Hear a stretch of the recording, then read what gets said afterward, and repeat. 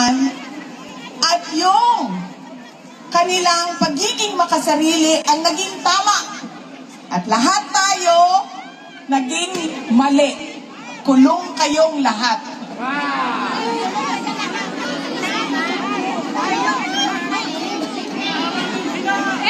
Ganon ang estado ng ating bayan. God bless you too.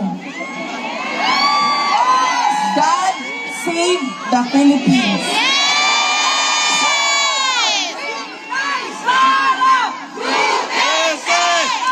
Inday Sara Duterte!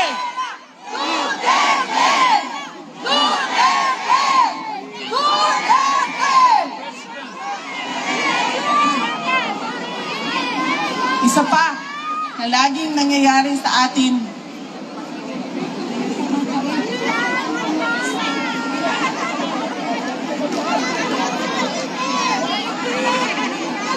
taon-taon, alam natin na pabalik-balik ang bagyo, ang baha, ang lindol, ang pagsabog ng bulkan, ang landslide. Ano pa bang nangyayari sa atin? Kasi maraming buhaya! Lindol, nakawan! Natural, ma'am. Hindi man-made disaster. Natural muna tayo. Natural. Taon-taon alam natin na nangyayari ang mga natural disasters. Pero bakit taon-taon laging nagugulat ang Pilipino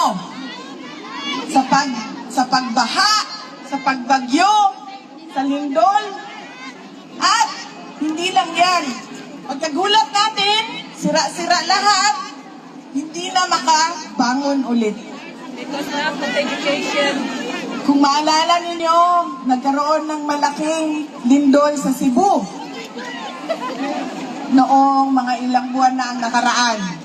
Pagbisita namin ng Cebu nitong bago lang, ganun na ganun pa rin. Para silang kahapon lang na lindol. Hindi tayo nakakabangon kaagad. At meron sa atin, hindi na nakakabangon talaga. Ubus ang savings dahil sa kalamidad. Taon-taon, ubus ang gamit.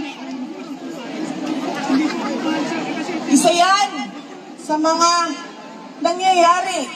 pangyayari sa ating bayan. Natural, man-made ma'am, man-made disaster. Ano ang man-made disaster? Patayan po.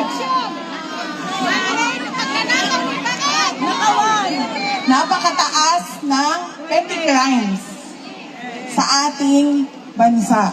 Bakit? Paikot-ikot lang din naman yan. Madali lang siya maintindihan. Kapag walang oportunidad ang tao, wala silang trabaho. Kapag wala silang trabaho, nagnanakaw sila. Kasi yun yung pinakamadali para sa kanila. Dagdag mo ang illegal na droga, nagkakaroon na ng mga crimes against person. Rape, patayan, kidnapping. Ganon